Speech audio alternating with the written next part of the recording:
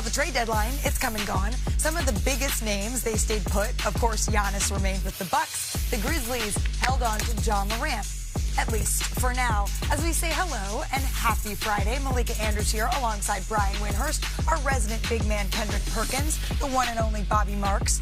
And you know it is a big show when Tim Legler flies in to join us here in studio. Tim, thanks so much for hanging. Good to be here with my peeps. I like the combo. I like the combo on the suit, legs. I ain't gonna lie. Always looking sharp. And it's good to have you here, Tim, because it's been about 24 hours, just about, since the NBA trade deadline. And we haven't gotten a chance to hear who your biggest winner is that you're keying in on. Big winner for me is the Indiana Pacers. You get Zubac. I'm sorry. That, for me, is the biggest win, particularly when if you make the assumption next year you're going to get Halliburton back healthy, right? I know that's maybe a big assumption because that's a serious injury. But if you can make that assumption, when you pair him with Pascal Siakam and now you have Zubac, when you start talking about big threes and particularly how it relates to the Eastern Conference, the Indiana Pacers immediately inject themselves right back into the conversation as a team that potentially can make it all the way to the NBA Finals. I know they gave up some pieces they really liked. They gave up some picks as well. Bobby's more about those picks. I know how much he values those, but you give up Benedict Mathurin, I know that's a lot. Isaiah Jackson, those guys matter. When you have a talent like Zubac, I'm sorry, you put him with Halliburton and Siakam, Perk, they're right there in the mix again at the top of the East. You miss me, huh? I saw Malika looking at you a certain way. So legs, I miss you, brother. But I got the Pacers, out of all the moves that was made yesterday, you know where I'm going. Well, we know for you it's the Knicks. You damn right it's the Knicks. It's the Knicks. I mean, think about it. They made a small move, but an important move when they went out and got Jose, but they didn't have to make a move. You know why? Because the Bucks didn't trade Giannis. So now they're playing with house money. Well, let's see if you agree maybe then on the biggest loser I might, that Tim has here. Who are you looking at saying, oh, I can't quite get there? I don't think he's going to agree with me on this because it's not necessarily anything relevant to right now this year because of the season they've had. But I'm looking at the Sacramento Kings. I'm sorry. I'm looking at a team. They've been losing, Larry. You're right, which is exactly why you don't jettison off any parts. Right? You got a team full of veteran guys, and you basically have the same exact team that's led to 12 wins to this point in the season. I'm just shocked that there wasn't some movement. I know they tried to get into talks for Sabonis, that was not able to be something that they got done. Right. But I'm just looking at a team with all that veteran talent, and you've got 12 wins, last place in the Western Conference, and you don't do anything, you're just going to stand pat for the rest of the season. And really the future as well doesn't look too good in Sacramento. There's a phrase we use in the front office, Legs. If you want to dance, you got to have a dance partner. And there was nobody willing to dance with the Sacramento Kings yesterday. See, I thought he was going to say if you want to dance, you got to have a dance party. And I guess Sacramento also didn't have that. The thing about the deadline, though, there's still business to be handled around the league. Business as usual, games to be played. So let's turn now to some news out of the Lakers game against the 76ers here because Luka Doncic limped off of the court. It was late in the second quarter, and he didn't return. Now, the Lakers, they initially described Doncic's injury as left leg soreness, but after the win, J.J. Redick said that Doncic will undergo an MRI on his left hamstring on Friday. So our senior writer, Dave McMenamin, was at the game, and he joins us now. It's Friday. The MRI is today. What more do we know here, Dave? Yeah, we don't have the MRI results yet, but you see Luka limp off the court as he's making his way to the tunnel. He kicks the score table in frustration, hunches over in pain. He was limping out of the arena as well at the end of the night. What we know is that there's optimism that it's not a major injury thus far from Luka's camp. But I am told, according to sources, he's doubtful to play tomorrow, Saturday, the marquee game against the Golden State Warriors. And so it's the story of the Lakers season. You get Austin Reaves back. He is fantastic against the Sixers.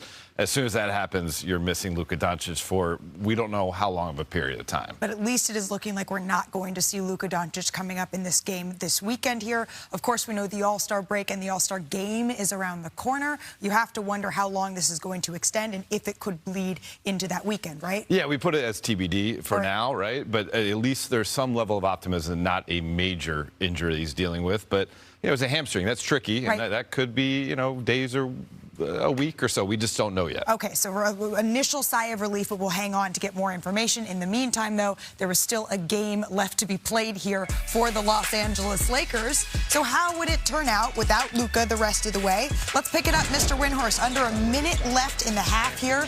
Joel Embiid, he was looking pretty good. Yet another great game. He is stacking these up like his MVP season. Third Embiid hits that midi again here, legs. Man, just the touch on a guy that big, it really defies logic. He has been doing this now for quite a while. Staying upright, too. I thought you were going to say defies gravity, giving me some Cynthia Erivo here. He had 35 in this one, but Austin Reaves had himself a game, Bobby. 35 in 25 minutes. How about that line? He was unconscious down the stretch here, Perk. Should have been an All-Star.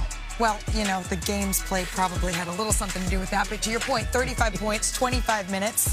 That is the first Laker to do that since stats were tracked back in 55. LeBron James turning back the clock there, 17 and 10 for him. Tyrese Maxey, though, gets inside, crafty, gets the tough finish there, legs. Beautiful right there. Great body control. Tyrese Maxey, all-star starter for a reason. Well, Rui Hachimura, though, underneath for the jam to ice it. Watch him here. Gets that one to go. The Lakers get the big win. Let's take a listen to J.J. Redick on Austin Reaves and the game that he had. We're just going to keep him on a 25-minute limit if he's going to score 35. I mean, he was unbelievable tonight, and it's just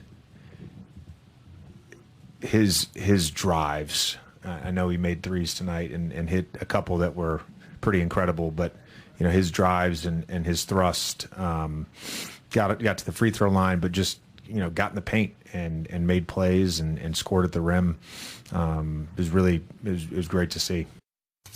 There was that uh-oh moment for like half a second there when we saw LeBron threw it to VJ Edgecombe, who hit the three. But the Lakers, once again, it seems like they are living on the edge and they do life best in clutch time. They're 15-2 in clutch time games this season. And you see the point differential. They got to win those games because they're just plus 10.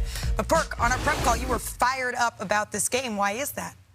Well, because I thought it was the best win for the Lakers this season, especially coming off a long road trip. You talking about, not having, less than 48 hours of rest. That tests your mentality, physically and mentally.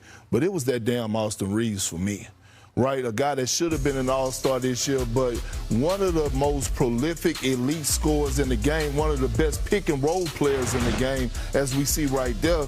His ability to go from slow to fast, dissect it, and utilize the screen. Here it goes again. He sees Joel Embiid in that drop coverage. Hell of a screen up top by Jared Vanderbilt. Now all of a sudden he know that Joel Embiid is dead bird, tall grass. He get downhill, finishes at the basket. My favorite part to say. But seriously, and that's the thing, right? If the Lakers are going to continue to make any noise, it's going to be, yes, Luka, but Austin Reaves is that second option. He is that Robin. He is the one that gives them that extra and that swag, in my opinion. Such a strong win. The Philly had won 5 straight games. They've been out here on the West Coast all week just slamming whoever they played. Embiid has been playing great. When they see the Lakers and they see a team that has struggled with athleticism, that backcourt, Maxey and Edgecombe just want to attack it. This was a game was going to be hard to win, and the Lakers got it done with defense, actually. They really defended down the stretch, and frankly, we've been on the Lakers' defense all season, rightly so. Over the last 10 games, the Lakers have been defending better. They've been giving themselves more chance, and that's what happened last night. 2 players that stood out last night, besides Austin Reaves. Right. Jared Vanderbilt, Maxey Kleber. Those guys defended last night. I thought the speed guards with Edgecombe and Maxey were going to run them out of the building. I was ready to go back to my hotel room in a halftime here and go to sleep. In your hoodie? Yeah, in my hoodie. But those guys came out and defended. It kind of breathed some life, and then you see Austin hit some shots, and that, as Perk said, probably the best win of the year. All right, well, here's what I saw. Excuse me for this one. Yeah, so I love that we're talking about Austin Reaves and his three-point shooting, how great he was in 25 minutes offensively as an aggressive scorer. But what I want to talk about is the action that the Lakers ran that really gave the Sixers trouble with these ghost screens. And they went to this in the fourth quarter. As you can see, 4-point game, 8.5 minutes to go. It's basically winning time at this point. So we started right here. And I'm going to stop it because I want you to first focus on the weak side right here. Take a look at Jared Vanderbilt. Like, he's already seeing an opportunity to make a dive. That is going to come into play later in this possession. This is just sort of token action. They're not really trying to get anything out of this. They're trying to get into this when they run these ghost screens. And this is what was giving the Sixers a lot of trouble. As you can see right here, a ghost screen, basically, you're going to see Marcus Smart come out, fake the screen, and immediately pop out, flare out to the three-point line as LeBron brings it across here. What they're trying to do, and the only thing that they're trying to do, see if they can get 2 on the ball and then reverse it to Marcus Smart. It's exactly what happens, but watch the next part of this. As Marcus Smart catches the basketball, Edgecombe, great job rotating from the weak side, but here's now what you have to watch. what else is going on the weak side of the floor? You got another shooter right here. And defensively, this is a long closeout. So we're going to try to get a jump start on that right now. It's going to be a very hard closeout to the three-point line. And then right behind that, you're going to see Vanderbilt dive right behind that closeout. And as a result, there's the feed. You got 3 playing 2 on the perimeter. Vanderbilt gets the cut. It all started because of LeBron's ability to command 2 on the basketball. Second play, same exact action, different personnel. This time, as you get deeper into the set, you can see they've expanded the lead a little bit at this point. This is going to be Austin Reaves now running the same ghost screen action. You want to get an empty side. And now here comes Austin Reaves. He's going to come out right here, and he's going to set a ghost screen. No screen, flare out to the three-point line. LeBron's got the ball in this area of the floor. You're now going to get decisions made on the weak side, and it causes confusion as I stop it right here. 2 on the ball. They're not sure if Edgecombe was going to come right here on this closeout. Was he going to come from the weak side? He decides to stay home. As a result, Austin Reaves able to get a wide-open look, knock down the three-point shot. I thought Perk talked about, these guys talked about their defense and Austin Reaves.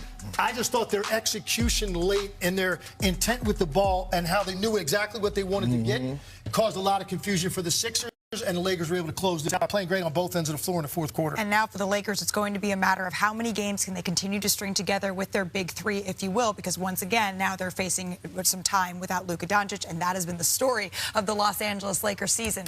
Let's move on to a Texas-sized showdown. Who everything is bigger.